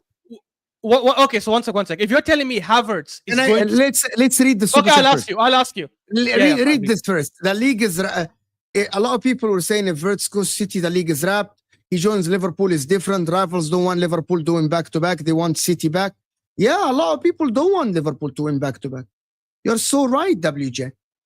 If Havertz goes to City, the league is wrapped. If Havertz go to Liverpool, City's still gonna be there. Yeah, fine. You're right, JJ. The reasons why Liverpool is favorites are Rodri's fitness and them being champion. The players they are signing is not the reason for me. Fair enough. That is a very fair argument. That Rodri is coming back from an ACL. It takes time for you to go back. Look at Van Dijk. It took him a bit for him to go back to his best. So that is very, very true, German chicken wing. I get it. And also their signings as well are adding to the team. Makes a lot of difference, German chicken wing. Guys, and also it's not a contradiction to say if Wirtz went to City, they would immediately be... Of course they would, because the reality is City have a better squad depth than the other teams. Do not let last season fool you. Yes, they had a very bad season. I agree, a horrendous season. But that doesn't change the fact that they have the best squad depth with these players who just came in now. So if Wirtz went in, of course their chances would be even better. I don't think they're favorites. I think Liverpool are favorites because, as I said, they need to sign a right winger. I don't know how. Sorry, right back. I don't know how Shirky and Reinders are going to fit in. Blah blah blah. But if they fit in well, or even if they don't fit in well, but they somehow adapt them. Because remember Mahrez when he first came in, Bernardo when he came in, Rodri when he came in. How did they still win the league? Because they had others who were playing more games ahead of them. So if next season he plays, they have Kevin De Bruyne. Yes, so next season, if Foden is back to his best, if Kovacic, and I know we're going to play that game that you mentioned, if Kovacic is playing with Rodri, so it's Rodri, Kovacic, and Foden, and then they use Shirky and Reinders to slowly embed them, that's already a very, very good team. And squad depth-wise, they're probably better than every other team. Okay. Now ask me the question about Havertz before we go on and do the other things. Okay, so the question is, Mo, you're saying bookmark this June 15th, and Havertz will start. Where will he start? Don't tell me someplace. Because I agree with someplace. I'm telling you, I literally said it. So if he starts in the 8, your statement is wrong. This is going to be the starting lineup for Arsenal. If Arsenal get a striker and they fail to sign a winger. Okay? Yeah. So if they don't get Rodrigo. This Correct. is... Or any winger. Right? Or any winger that is a starter for you. It's going to be the starting lineup. It'll be one of Lewis Kelly or Calafiori on the left. Gabriel, Saliba, Timba, Zubamendi, Rice, Odegaard, or Partey, Rice, Odegaard. Right? It depends. Maybe Zubamendi. Yeah. Saka on the right. Gyokeres or Sesko, or whoever they're going to sign. Kai Havertz on the left wing. Okay. Alhamdulillah, we don't bet because it's haram. If we did, I would have bet a lot. But I guarantee you guys, Kai Havertz does not start any game on the left wing unless we have 10 injuries or many injuries where we have no choice. I guarantee you. Do you think Kai Havertz starts? Yes. I think start of the season. Now I want you to tell me. Okay, here we go, guys. Now I want you to tell me the lineup. You sign Zubamendi, you sign Gyokeres or Sesko. Now tell me the lineup, and you don't sign anyone else. So Raya, the same back four, exact same back four as yours. I think Lewis Kelly starts. Midfield will be Partey or Zubamendi. I think he starts Partey and then he blends in Zubamendi later. Rice and Odegaard. And he starts Saka, Havertz. Assuming we don't sign a left winger, he will play Trossard or Martinelli. I think maybe Martinelli in the beginning. So you're saying that they're going to go get a striker and Havertz will not start? No, I just said Havertz starts. The season. And then later... Okay, but I don't disagree with this. Yeah, but I disagree with Havertz on the left wing, and then later he's going to push Havertz to the middle. I disagree with you. Okay. Okay. And then so you later he's going to push Havertz. Let's establish something first. You think Arsenal going to sign a striker? Yeah. If you sign Sesko, I believe that can happen. Havertz is going to start as a striker, and yes, I agree with you here, right? If Arsenal sign Gyokeres, do you believe he's going to bench Gyokeres and start Havertz still?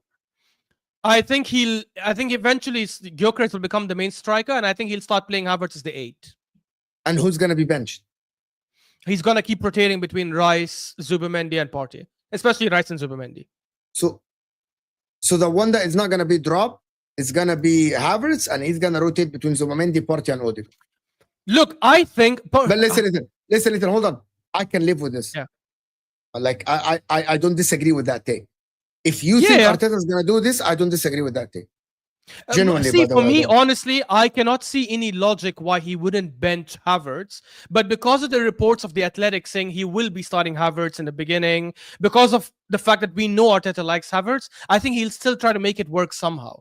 However, this is my prediction. So guys, don't come and say, oh, this is my forecast. My prediction is by October, November, something like that, when he sees that that's failed, he's going to, assuming we sign Gyokeres, as you've mentioned, he's going to settle on Gyokeres as a striker, Saka right wing, Martinelli or Trossard left wing, and Rice, Zubimendi, and Odegaard. And Havertz is going to be permanently dropped to the bench. He'll only start making... I also agree with this. My only difference between me and you is I think that will happen, but in a different way. Like, he's going to try Havertz on that left wing thing, and it's not going to work for him. And then he's going to try to... Because he's going to sign the striker. He's going to want to start the striker. This is how it's going to work. I'm going to tell you guys the scenario that I'm seeing, right? Right? He might start Havertz, as Ashraf is saying up front, right? He might start Havertz up front. 2, 3, 4 games, and I think he's going to start... Oh, I need to start my striker that we signed. And he's going to start the striker. But he's not going to put Havertz in the 8. He's going to start Havertz on the left. He's going to drop one of Martinelli, because I think Martinelli and Trossard, the fans, I don't think, this is my take on this. Martinelli and Trossard, unless they go back to their best, and we don't think, we're not assuming that they're going to go back to their best, they're not going to be great on the left wing. And fans are going to start turning on them. So he's going to try something new. He's going to start Havertz on the left. He's going to start Gyokeres, and he's going to keep the midfield 3. And then he's going to drop Havertz to the bench and get something else. I have a very important question to ask you before we play that game. Just one question. But actually, before the question, I just want to say something. The reason why I don't see what Mo's saying happening is because the way Martinelli and Trossard work is... Mo, when you look at where is the Arsenal's GA come from, right? You look at the player, right? How much GA Saka is giving you, how much GA Odegaard is giving you. I think the way Arteta is looking at it, and maybe that's not a wrong way to look at it, but anyways, the way he's probably looking at it is how much GA am I getting from my right wing? How much GA am I getting from my left wing? We've never had a moment where both Trossard and Martinelli were stinking it up on the left wing for so long. Martinelli will stink it up for so long. Trossard comes in, Trossard has very good games. Then Martinelli comes off the bench, has 5, 6 good games. Then again, and we keep doing that rotation. So if you look at the end of the season, combined left wing, the GA is amazing. But he's not able to get it from one player. That's why I don't see that happening. Now, my important question to you before we go to the game is, I'm asking for your opinion, not the media and all that stuff. Do you more think we will sign a left winger or not? No.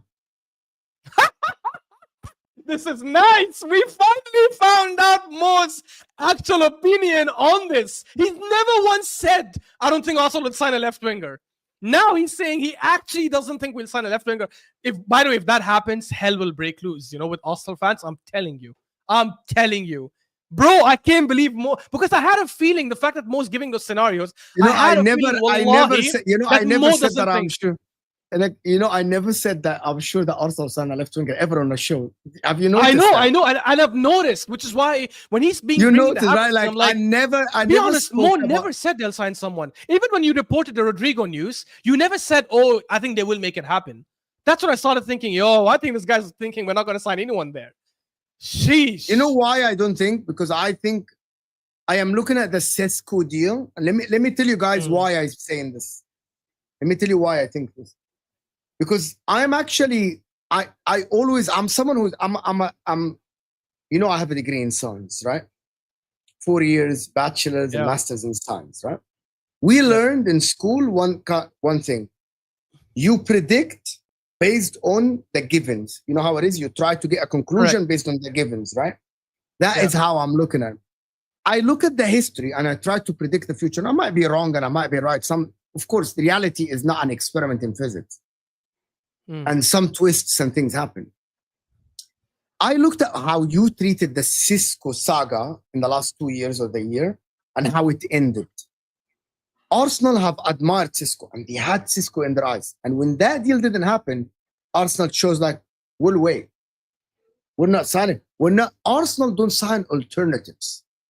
Arsenal, Arteta sets his eye on somebody, and if it doesn't work, like the only time that happened with the Mudryk and Trossard deal.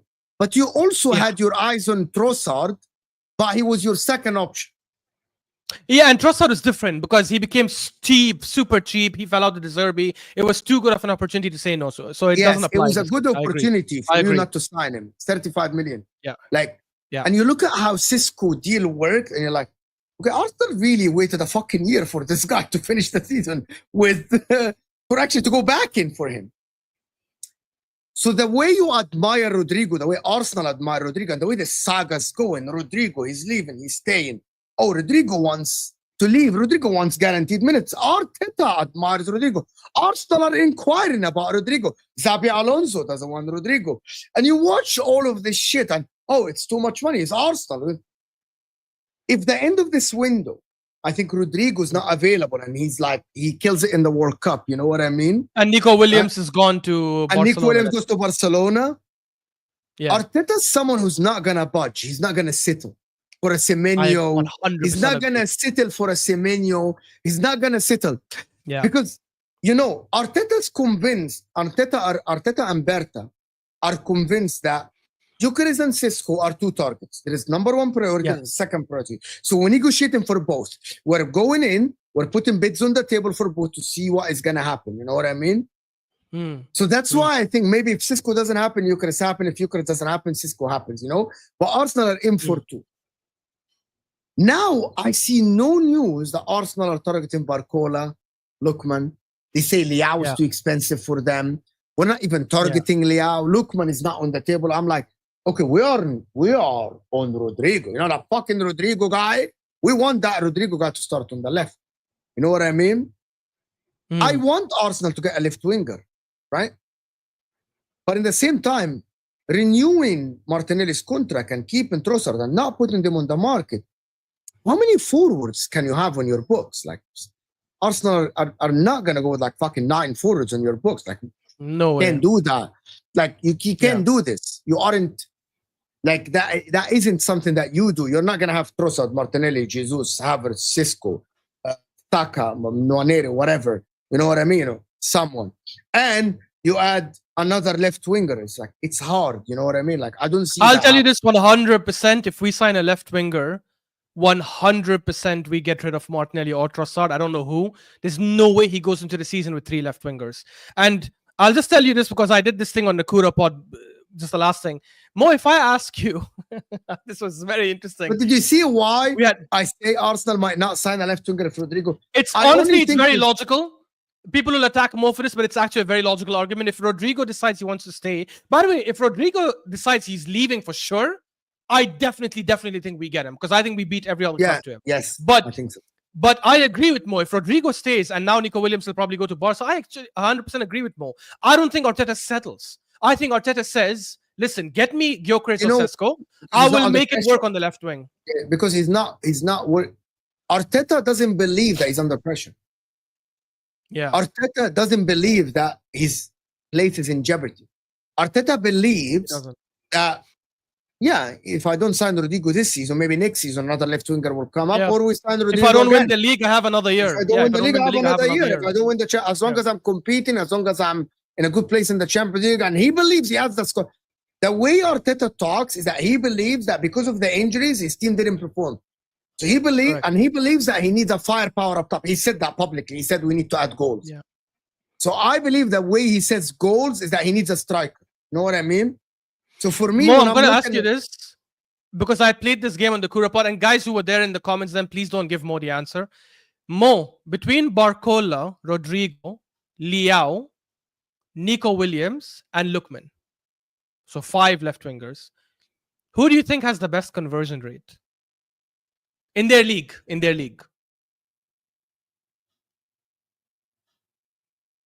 Leao.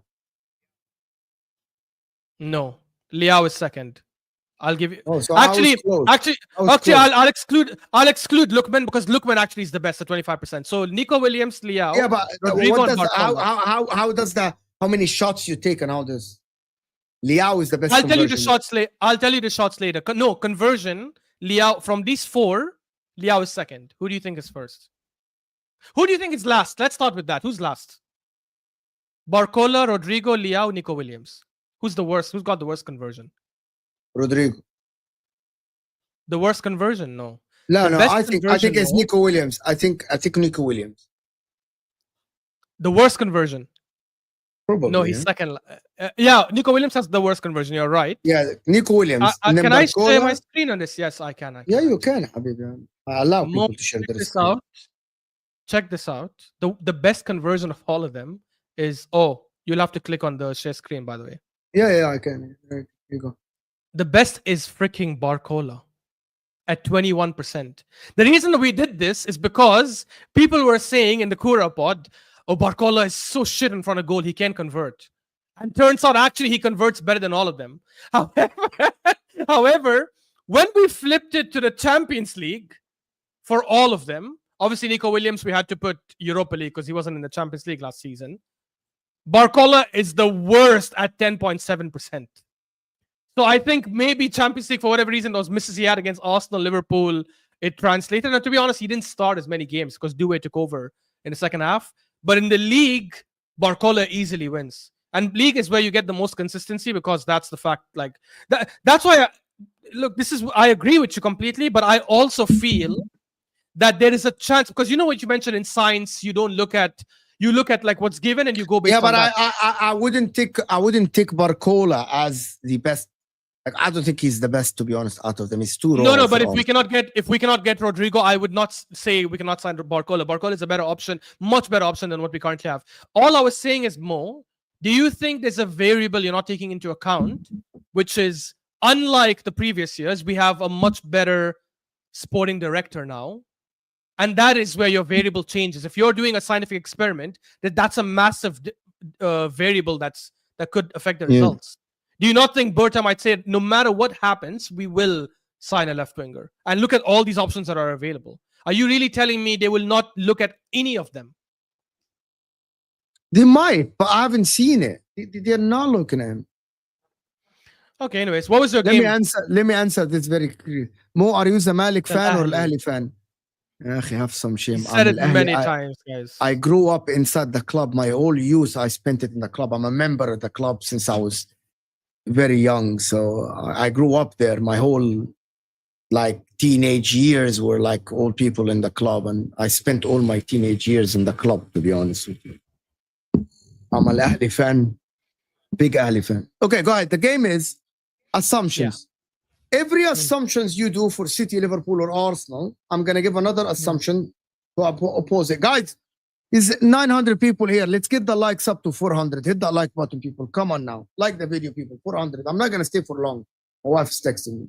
Supposed to go to pick her up. Go ahead. Do your assumptions. What if? For City. For anybody. Doesn't matter. What if? I'm going to give you an example. I'm assuming that Salah will not get 47 GA. I'm assuming that Verts will not be embedded. I'm assuming that Šeško will get 50 GA. I'm assuming that Rodri will come back to his best right away. Go ahead.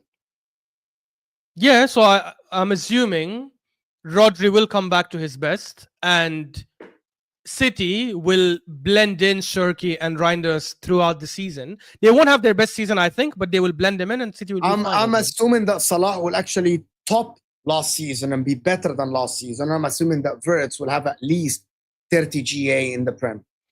Who wins? But here's the difference. Mine is more probable, yours is not.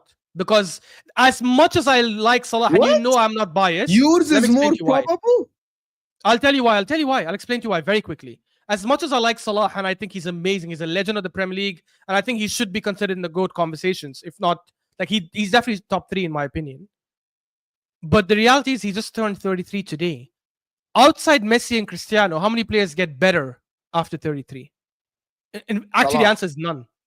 Salah. No. I'm assuming Salah. Salah got better last season at the age of 32. So why are you assuming? See the difference? Why are you assuming that Salah will get worse, but assuming that Shirky and Reinders will be embedded because right away? Every single again, I'm using your scientific experiment. Let me give the scientific reason.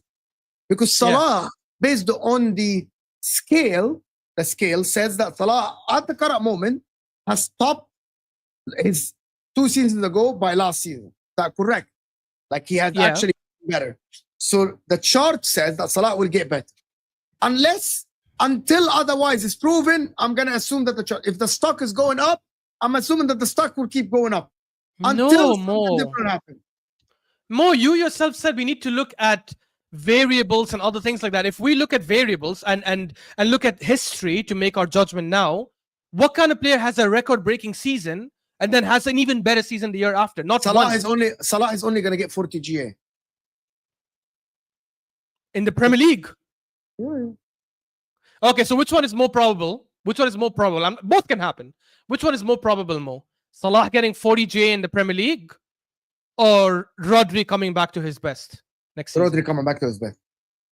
Okay, so that already is a tech mark for City because he's the best midfielder in the world. Which is more probable? Gravenberch and McAllister having another incredible season? Actually, that is more probable. Or Reinders and Shirky getting embedded? It's definitely McAllister and Gravenberch. No, but I was going to say Foden having a great season, but actually, I think McAllister and Gravenberch have a better. Can I ask you another question? Let me ask the people in the chat, right? Which one is more probable? Foden getting back to his best, or Wirtz playing better than him in his first season in the Premier League in Liverpool? Oh, that's hard. People in the chat, I want someone to answer me this and tell me why. What is more probable? I think, okay, here's what I think. I think both will have very, very good seasons. The only reason, even though I think Wirtz is the best 10 in the league, the only reason I would say maybe Foden is only because now he's going to be, again, but they have Shirky, so he might not play there every game. Yeah, I would probably say Wirtz, because I think Wirtz will play the 10 every game, whereas Foden is going to be moved between 10, right wing, 10, right wing, 10, right wing. And Wirtz is a better player anyways, for sure. So I think Wirtz will have a better season. Okay, now let's play another one. What do you think is more probable? City having a better defensive season or Liverpool? Liverpool. Why? There's 2 new fullbacks who are not good defensively. Van Dijk and Arne Slot and Alisson. That doesn't matter. Van Dijk was there in the 22-23 season. They finished 5th. But I'm looking at last season. Yeah, but two variables from that are gone. And the season before. The season before, they didn't have a better defense than City. By the way, I think Gyokeres is actually going to be better than Robertson in Robertson's last season. I think Gyokeres is going to be better than Robertson last season. Trent can defend anyway. Don't worry about Liverpool fans defending Trent. Trent is a fucking passenger defensively. I literally saw Trent getting like fainted by anybody in the Prem. Anybody that does this, Trent is gone. He's not even in the picture. So Frimpong is not a defender at all, right? He's so not. Basically, both of them are not. But at least Frimpong is quick. Like Arne Slot can actually teach him how to stand at least. It's quick. Trent is too slow. Like he's very slow. Trent is not slow. In actual running, only pace, he's actually quick. You can go check his highest speed. I think he clocked the fastest speed for Liverpool last season or the season before. Can Liverpool fans correct me? The fastest player that was clocked basically in on the pitch, was it last season or the season before? One of them was definitely Trent. I remember. His willingness to run back, yes, I agree with Trevenite. His willingness to come back is different. But in terms of pace, he wasn't actually slow at all. That's not true. In the movement. Okay, maybe in the sprint. But in the movement and body feints and all the stuff, he's not. Yeah, because he's lazy defensively, I think, in a couple of instances. But so basically, that the conclusion is Trent is not good defensively. Frimpong, I don't think he's a defender at all. Let me finish the point. I don't think he's a defender at all, right? But I think his quickness and his lightning speed can actually be a weapon to be used. Okay, so here you go. Frimpong, Konate, Van Dijk, and Gyokeres, or Akanji, Diaz, Gvardiol, and Ait Nouri. Which is the better defensive? Who said that Akanji is right back? He played right back when they won the Champions League. There's no other right back in my mind right now, so I'm picking him there because Kyle Walker is gone. And no. I wanted to say one thing. Ederson, Diaz, Ait Nouri, Gvardiol, Akanji, or Alisson. That's what it said. It said they're sticking with the boat. Fine. No, if they fucking go and sign Ter Stegen, now we change the conversation, right? Okay, let's keep Ederson, yeah. Right? Alisson, Van Dijk, Konate, Frimpong, Gyokeres. There is one thing that I don't know at all. Frimpong. I have no idea what Frimpong is going to do. Not that good defensively, but I don't know what he's going to do, right? But I would still take Liverpool because of Van Dijk. I think overall, of course, Van Dijk is the best defender. But I think overall, it's not only the best defender, he makes everyone around him good. Everyone. Gvardiol is great. I don't know. Gvardiol is amazing. Ait Nouri is amazing. Ait Nouri is horrible defensively. He's a left wing back. He's not even a left back like Gyokeres. Ait Nouri is much. Who's better than Gyokeres?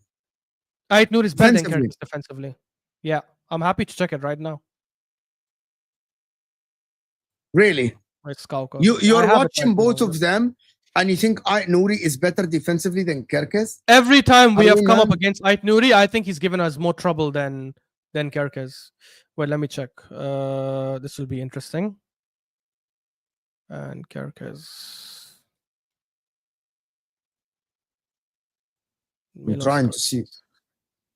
Yeah, I'm looking the Premier League only. I'll do per 90. I do only look in the Premier League, to be honest with you. By the way, every attacking stat, Ait Nouri is better. So the one thing Gyokeres is supposed to be better than him at, Ait Nouri has more goals per game, higher conversion rate, more assists per game, more chances created per game, more passes attempted per game, through balls they're the same, more layoffs per game, more take-ons completed per game, lower take-on success, but a little low. But by the way, take-ons is 1.9 versus 0.6. And the take-on success is 52 and 53. Because Gyokeres is not a dribbler. Aerial duels, Ait Nouri is better. Ground duels, Ait Nouri is better. Now let me add the other defensive stats. Defense. So give me interceptions, give me blocked shots, give me clearances. Okay, hold on. I am looking at the stats and you can actually say, really, even progress. Okay, let me just start by a couple of things. Ball recoveries, possession lost. Goals and assists, Ait Nouri. He's more attack. Passing, Ait Nouri completes more passes, but Gyokeres is playing a more frantic team involvement. Right? But the total distance in passes, Gyokeres completes more. Right? Defensive actions, Ait Nouri has way more tackles because he fucking plays at Wolves. Right? What? But hold on. He has more tackles, but the tackles completed, Gyokeres is better percentage than him. You get the point? Like, yeah. You get like Tarkovsky will have way more clearances than Saliba, but doesn't mean he's better than Saliba. In terms of like possession, progressive carries and total distance and all the stuff, Gyokeres is better. But forget the stats. Possession lost, Ait Nouri is better. He loses the ball less per game. Forget the stats. Yeah, because the other guy crosses a lot. You watch Ait Nouri and you think defensively he's better. Really, I think he's better than Gyokeres. Okay, that's my opinion, genuinely, and a lot of stats back it up. To be honest, you said who crosses more? I don't know. I think Gyokeres. I haven't seen. Let me see. Crosses attempted and cross accuracy. So crosses attempted. You're right. Actually, Gyokeres attempts more crosses and he has like way more better crosses. Accuracy. Yeah, you're right.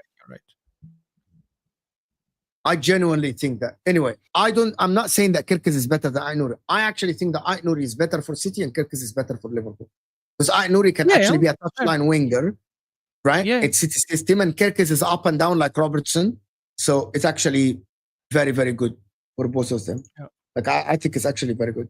My point about this I think that City is not to be ruled out at all. Wait, I have one last thing in your game. One last one.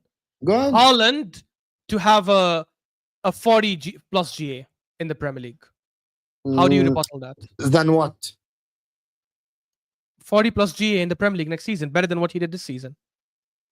Because this season was very poor, right? Like his numbers were not great. Not great for his standard, obviously. Great for other strikers. Is that probable or improbable? It's very probable. So now, how do you beat that up with Liverpool? Low Because you spoke about Salah. Low probability. Oh, really? Haaland. I can With answer- Shirky, Foden, I can answer. Marmoush. Yes, I can answer. Yes, please. Marmoush is not a creator. Semenyo is a direct winger. Kevin How De many Bruyne assists is did not Marmoush have before he joined City in the Bundesliga? Marmoush, you think Marmoush is a creator? He Marmoush can't is a create. direct He's not. He's not a creator. Yeah, he's he's not not Kevin De Bruyne. He's not Wirtz. He's not Palmer. Like he's not Saka in creation. Wait. He played with No, can you Ekitike in Stop Frankfurt. looking at the stats. Stop looking at the stats. No, but that matters because he is going to be when he's playing with someone like Haaland. Imagine taking Ekitike out and putting Haaland in Frankfurt. creator is Shirky, right? Creator is Ryan Shirky. And Foden and Rodri and Kovacic and Bernardo, depending on if he's going to use him or not. My point is, and by the way, people are saying stats. Okay, I've seen Haaland do this. So now what? We've seen Haaland bang 25, 30 goals in a season. Saying Haaland is going to get 40 GA, which is 30 goals and 10 assists, is not mental given Haaland's performances. So you don't like stats. Okay, let's go by our eyes. By our eyes say Marmoush played with Ekitike in the Bundesliga. They were counterattacking and killing teams, and they were setting each other up. Why is it crazy to say that Marmoush will have the same link up with Haaland? Can I ask you And something? by the way, Who's a I'm better- saying Liverpool who's a are better- favorites. So who's why a are people better- angry? Who's a better creator, Foden or Odegaard for you? Oh, I think Odegaard is a better creator. Okay. So we agree here. Who do you think is a better creator, Foden or Palmer? Palmer. Okay, who do you think is a better creator, Wirtz or Foden? Wirtz is the best creator, I think, in the league, in my opinion. Okay, who do you think is a better creator? I don't know. I can bring up all the tens in the world. You know what I mean? Shirky or Foden? I think Shirky. So that is the whole point, that Haaland fed off a lot of KDB.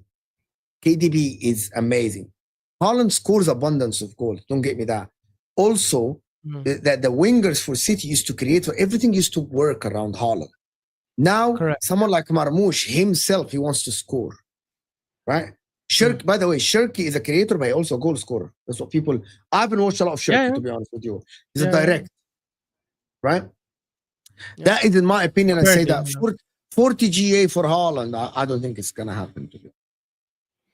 Okay, even 25 and by goals the way, and 10 if assists. it happens, by the way, in my opinion, I mean like Haaland will score like 5 goals against like Leeds or something. Won't be like spread across the season. I think he's gonna have a good season. I think he's gonna have a 25 plus goals, but I don't think it's gonna be like what people think. Like, to be honest with you, like 40 GA for Haaland is a lot. That means if Haaland gets 40 GA, City will win the league. Can I ask you a question? Since you watch Reinders, is he a creator? Does he create chances? He doesn't. Bro, honestly, I think with Reinders, Kovacic, Rodri, Foden, Shirky, like the combination, and Marmoush and Savio as well, who can create when he's on form. Bro, honestly, I think Haaland will bang 25, 30 goals in the league next season. Genuinely. I know KDB is a big miss, but I think the combination of all these guys, they will end up. And now if you add Ait Nouri as well, who as a winger can also create, I genuinely think Haaland can bang around 30 Premier League goals next season. Premier League, not not all competitions. That's not far for him, to be honest. It's not far for him. Like I don't think it's like that far for him. The only reason I still have Liverpool as favorites is because I think there'll be a drop off from Salah, but it won't be that big. I think Wirtz, I could be wrong, but I think he'll adapt immediately. I think I do think they'll sign a striker as well. I don't think they'll go into the season with Jota, Gakpo, and Diaz only. I think they will sign a striker. Yeah, I think Liverpool will sign a striker as well. Exactly. And that, for me, keeps them as favorites. And I also don't think Reinders and Shirky will adapt to the league immediately. I think it'll take them like 3, 4, 5 months. By that time, it might be too late. But if they do adapt, by the way, and I might change my opinion after game week 5, If I see Shirky and Reinders killing it in the league, I'll probably change my mind. I'll say, damn, they adapted. I think City will win. I'm not sure what is going to happen. We'll see how it goes. But anyway, listen, people. Let me see. Nobody lied. Wirtz is a false 9, Boston. Yo, if they do that, that's mental. They better not play Wirtz as a false 9. That's such a bad use of his. They need to get a striker. There's no way around it. You need to get a striker. Yeah, they have to get a striker, Liverpool. They need to get like a... Or they need to get the best out of Jota and Diaz and Gakpo. I don't know if they can do that, then that's fine as well. The point is they need a striker who can bang in like 15, 20 goals for them in the league and get like another 5, 10 assists. That's why City fans call you biased more. Reinders, Nunes, Rodri, Nouri, and Shirky can create. I think we'll see. Maybe Nunes, I don't know, but the others for sure. Like Rodri is not a creator like that. Shirky is a creator. He had 8 assists in his Ballon d'Or season on 9 assists, right? Yeah, in the league. We'll see if we can. As a DM, we'll see. By the way, guys. We'll see how City, to be honest, adapt next season. I'm not going to be ruling them out. I'm not putting them far behind Liverpool. I'm still thinking that Liverpool are 40. Okay, Liverpool 50%. City currently, as it stands, 50, 40, 10. That's currently. No. Let's say Arsenal get Rodrigo and Gyokeres and Zubimendi. What's your first, second? Okay, no. But you tell me what Liverpool will get and what City will finish with. Let's assume Liverpool don't sign anyone else, and let's don't assume sign City anyone else. Yeah, like the players they have. Yeah. And let's say City get a right back because they said they're linked with a right back. So and Arsenal get Rodrigo, Gyokeres, and Zubimendi. What's your top 3 percentage? The same percentage you just gave me now. So Man City get a right back, and you get Gyokeres and whatever. Rodrigo and Zubimendi. Yeah. I'm giving you like realistic things that could happen, not something impossible. So you get Gyokeres, Zubimendi, Rodrigo, right? Yeah. You just said 50, 40, 10. No. And as current is, and Liverpool don't get a striker. This is their window. Window ends here. No, they go to Salah, Jota, Gakpo, Diaz, and I don't know who else they have, to be honest. And Man City get a right back as well, right? Next. Yeah, let's say they get a right back because apparently they're linked with one. Like that Mancuni, Martin from Man City was telling us on the Kura pod they are getting a right back. So 40 City, 30 Liverpool, 30 Arsenal. Oh, you'd have City then. Yeah, Liverpool without another forward, and Man City adding a right back to their team, and the right backs they are linked to like Livramento and all these people. They're very good. Yes, they add an extra 5%, 10% to the team. Like adding a right back like a Livramento is ridiculous. You get the point? Like that changes the whole complexity of it. Nouri. Okay, let me give you our backline. Livramento, Nouri, Diaz, Gavardiol. That is a magnificent. Nunes, you move Livramento and add Nunes or Rico Lewis or Akanji, takes it down a little bit. Yeah, 100%. You get my point? Same as like removing Timber from. Yeah, but I'm not shocked about your Arsenal thing. No, that makes sense. But so the reason why you have Liverpool as favorites is the right back City and the fact that you think they'll get a striker. And assume they're gonna get a striker or a forward player. And Liverpool, let's now the same equation, but let's say Liverpool add Ekitike as Liverpool fans are saying. Now it changes, or City still favorite? No, it does change. So Liverpool go on top then. Okay, fair. No, hold on. Because for me, I don't think Ekitike changes much for them. I'm not gonna lie. Now it becomes 35, 30. Oh, bro! If that happens, that'll be an exciting league. That'll be a league till the like a title race. I think I'll be equal between Liverpool and City, and City, I agree and Arsenal are behind. That's exactly my thing as well. I agree with you. Well, if Liverpool got Isak, it goes to like 50% Liverpool. They won't get Isak, bro. Come on. What if Liverpool get Gyokeres then? Yeah, what if Liverpool get Sesko and you get Isak and you get Gyokeres? What if Liverpool gets Sesko? Then I will do as Hussam says. My feet is kicked up in the air. Sesko. No, obviously it won't be. But I think if they get Sesko, I don't think that's an improvement on what they have. I'm not gonna lie. I think they can get more from Jota You up think top. Sesko is better than Jota? Is more consistent than Jota? No, I think a combination of Salah, Jota, and Gakpo, and then Diaz rotating with Jota here and there. I think that can give them more than playing Sesko up top. I think if they get Sesko, that's another version of Darwin Núñez. Maybe he'll miss less, but he also won't score as much anyways. We'll see. I don't know if Ekitike is and Hussam agrees because Hussam himself said that if Arsenal gets Sesko, his feet is kicked up in the air, so he cannot change his mind now. Guys, we still have 400. We still have over 800 people here, guys. Can we get to 500 likes live? That is something that I need you guys to do. I'm actually, guys, 500 likes live. Hit that like button, people. Hit that like button, please. It makes a difference for the channel. If we get 500 likes, the show will be magnificent and amazing, to be honest with you guys. We can get to 500 likes in the next 2 minutes. Let's go. Anyway, listen, bro, I want to thank you so much for it. I think that was so much fun. Big up, bro. Love it. Yeah, it was amazing. It was fantastic and great. Great 15 minutes. Great 15 minutes cameo. You know what I mean? Thank you so much. If you get Alvarez, it's a different story. Pick up everybody that is here. Thank you so much for everyone that joined us. Appreciate all of you guys. Like the video before you go and subscribe. We're actually now on the way, believe it or not, to 35,000 subscribers. That is absolutely Come on, guys. Let's get it there. Come on. Let's go there. I will see you guys soon. And we are out of here.